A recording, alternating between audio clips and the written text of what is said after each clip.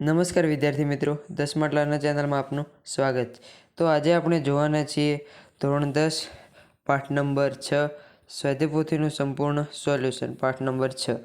તો પાઠ નંબર 6નું સંપૂર્ણ સોલ્યુશન જોતા પહેલાં વિદ્યાર્થી મિત્રો, તમે આ ચેનલમાં નવા હો તો અત્યારે ચેનલને સબસ્ક્રાઈબ કરો અને અમારા વિડીયોને તમારા મિત્રો સુધી શેર કરો। પાઠ નંબર 6 વાયરલ ઇન્ફેક્શન નિબંધ ગુણવંત શાહ દ્વારા લખાયેલો છે। તો ચલો વિભાગે શરૂ કરીએ। તો વિભાગીયમાં છે કે સેમ્યુઅલ બટલરે આદર્શ સમાજની શી કલ્પના કરેલી? તો સેમ્યુઅલ બટલરે આદર્શ સમાજની કલ્પના કરી કે જેમાં માંદા પડનાર માણસને કેદની સજા થાય। અહીં તેમજ બીજા પ્રશ્નો પણ આપેલા છે, તમે તેનું સોલ્યુશન જોઈ શકો છો। તો પછી આગળનો પ્રશ્ન પણ જોઈ શકો છો ને પછી શરૂ થાય છે પ્રશ્ન નંબર 2। નીચેના પ્રશ્નોના 3-4 વાક્યોમાં ઉત્તર લખો, જેના પ્રત્યેકના 2 ગુણ છે। લેખક માલિકને શરીરે કરેલો ક્રૂર કટાક્ષ શાને કહે છે? તો અહીં તેનો જવાબ આપેલો છે, તે આપ જોઈ શકો। પછી છે લેખક હૃદય રોગના હુમલા વિશે શું જણાવે છે? તો તેનો જવાબ પણ આપેલો છે, તે આપ જોઈ શકો છો। પછી આગળનો પ્રશ્ન છે ત્રીજો પ્રશ્ન, માંદા પડવાનું આપણે માનીએ તેટલું સહેલું નથી, આ વિધાન સમજાવો। તો તેનો પણ જવાબ અહીં આપેલો છે, તે આપ જોઈ શકો છો। પછી આગળનો પ્રશ્ન છે નીચેના પ્રશ્નોના 10-12 વાક્યોમાં ઉત્તર લખો। હૃદય રોગનો હુમલો કઈ મફતમાં નથી મળતો, વાયરલ ઇન્ફેક્શન પાઠને આધારે સમજાવો। તો અહીં તે પાઠને આધારે અહીં સમજાવેલો છે, તે આપ જોઈ શકો છો। પછી બીજો પ્રશ્ન છે મનની સ્વસ્થતાનો શરીરની તંદુરસ્તી પર સીધો પ્રભાવ પડે છે, લેખક એમ શા માટે કહે છે? તો અહીં તેનો જવાબ આપેલો છે, તે આપ જોઈ શકો છો। પછી આગળનો પ્રશ્ન છે વિભાગ સી વ્યાકરણ વિભાગ, અહીંથી શરૂ થાય છે। જોડણી શોધીને લખો। તો શારીરિક, નિર્દયતા, નિયમિત, ઉપનિષદ, પરિસ્થિતિ, ધૂમ્રપાન, આધ્યાત્મિક, એસિડિટી। પછી છે સાચી સંધિ જોડો। સુ વત્તા ચ શું થશે? સ્વચ્છ। સશ્રત વત્તા દા શ્રદ્ધા। કટ વત્તા અક્ષ કટાક્ષ। પ્રતિ વત્તા એક પ્રત્યેક। તન વત્તા દુરસ્થ તંદુરસ્ત। સમ વત્તા અર્પણ સમર્પણ। પછી નીચેના શબ્દોના સમાસ ઓળખાવો। ઘરડાઘર તો કયો સમાસ થશે? મધ્યમ પદ લોપી। આજકાલ દ્વંદ્વ સમાસ।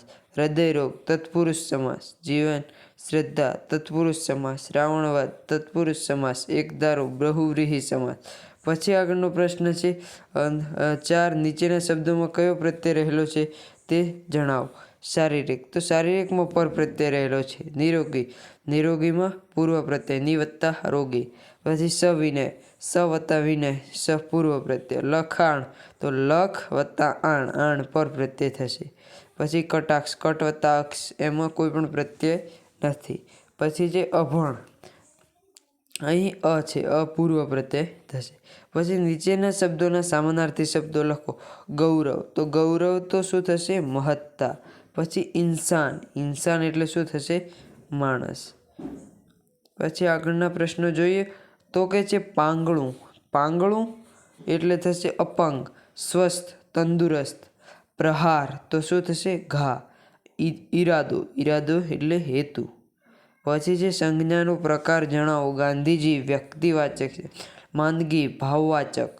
ઉકરડો જાતિવાચક। મુંબઈ વ્યક્તિવાચક।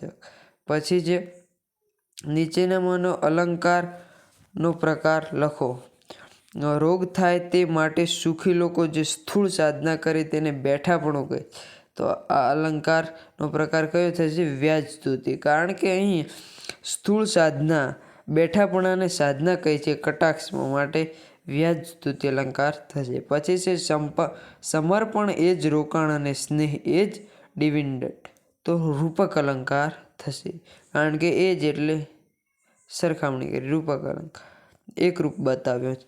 આપણે તાણ નામની ભાષા વગરની ચૂડેલનો નાશ કરવાનો છે, કયો અલંકાર થશે? રૂપક અલંકાર। અને વિદ્યાર્થી મિત્રો, તમારે ગ્રામરના દરેક ટોપિક શીખવા હોય તો કોમેન્ટ કરજો। આપણે દરેક ટોપિકના દરેક વિડીયો આપણી ચેનલમાં આવી જશે। પછી નીચેના રૂઢિપ્રયોગના અર્થ આપો કે પરસેવો છૂટી જવો તો ગભરામણ થવી, મન ભાગી પડો નિરાશ થવું, મનના મેલા ખરાબ દાનતના, સળી કરવી અટક ચાળું કરવું, સંકટ સમયની સાંકળ મુશ્કેલીના સમયે ઉપયોગ કરવો, સુખ હોવી ચીડો હોવી. પછીની છે નીચેના શબ્દો માટેના એક શબ્દ સમૂહ માટે એક શબ્દ આપો. કે હૃદયના ધબકારા આલેખતું યંત્ર કાર્ડિયોગ્રામ, મહેમાનોની મહેમાન ગતિ કરનાર યજમાન, વૃદ્ધજનોને રહેવા માટેનું સ્થળ વૃદ્ધાશ્રમ, કંપનીના શેરદીઠ અપાતું વ્યાજ ડિવિડન્ડ, રોગ પેદા કરનાર અતિ સૂક્ષ્મ જીવાણુ વાયરસ, વ્યંગમાં કહ્યું તે કટાક્ષ, જેની કોઈ સંભાળ રાખનાર નથી તે અનાથ, જેનામાં કોઈ રોગ નથી તે નિરોગી. પછી છે નીચેના શબ્દોના વિરુદ્ધાર્થી શબ્દ આપો. અપરાધ નિરપરાધ, અહંકાર નિરહંકાર, ગંદુ સ્વચ્છ, યજમાન મહેમાન, ભણેલા અભણ, દરકાર બેદરકાર, સ્થૂળ સૂક્ષ્મ, શરમ બેશરમ.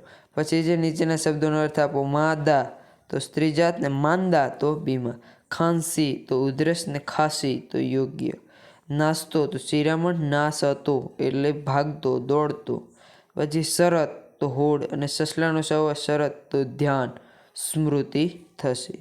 પછી છે નીચેના વાક્યોમાંથી વિશેષણ શોધીને લખો. સ્વચ્છ હોસ્પિટલો મોંઘી હોય છે તો અહીં સ્વચ્છ એ ગુણવાચક વિશેષણ થશે. બીજી બાબતોની ચકાસણી કરી લેવી જોઈએ, બીજી સંખ્યાવાચક થશે. અતિશય ચિંતા પેટના અલ્સરને ખો આપે, અતિશય માત્રા સૂચક. એક સ્ત્રીનો ફોટો અખબારમાં છપાયો, એક કેવું થશે સંખ્યાવાચક. માનસિક તાણ બ્લડ પ્રેશરને સળી કરે છે, માનસિક ગુણવાચક થશે. પછી છે નીચેનામાંથી ક્રિયા વિશેષણ શોધીને લખો. તો અહીં ક્રિયા વિશેષણ આપ જોઈ શકો છો. આજકાલ સમયવાચક, નિર્દયતાપૂર્વક રીતિવાચક, હવે સમયવાચક, થોડોક માત્રા સૂચક, ટ્રેનમાં સ્થાનવાચક. પછી છે નીચેના ધ્વનિ ઘટકો છૂટા પાડો. ઈર્ષ્યા તો ઈર્ષ્યાના ધ્વનિ ઘટકો આપ જોઈ શકો છો. વ્યક્તિ, પ્રજા ને ધૂમ્ર. તો આ આપણે જોઈ ગયા ધ્વનિ ઘટકો. અને હવે જોઈશું જોડકા. તો જોડકામાં કર્તરી અને કર્મણી વાક્ય આપેલા છે તે આપ જોઈ શકો છો. તો આ હતું. ને પછી છે પ્રેરક વાક્ય.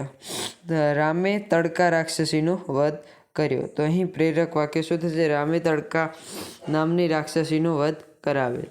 તો આપણે આ જોઈ ગયા ધોરણ 10 સ્વાધ્યાય પોથીનું સંપૂર્ણ સોલ્યુશન. તો હજુ વિદ્યાર્થી મિત્રો તમે આ ચેનલને સબસ્ક્રાઈબ ન કરી હોય તો અત્યારે ચેનલને સબસ્ક્રાઈબ કરો અને અમારા વિડીયોને લાઇક કરો. અને આપણે એક વોટ્સએપ ગ્રુપ પણ બનાવ્યું છે, તેની લિંક ડિસ્ક્રિપ્શનમાં આપેલી છે. તો અત્યારે જ જોડાઓ. Thank you.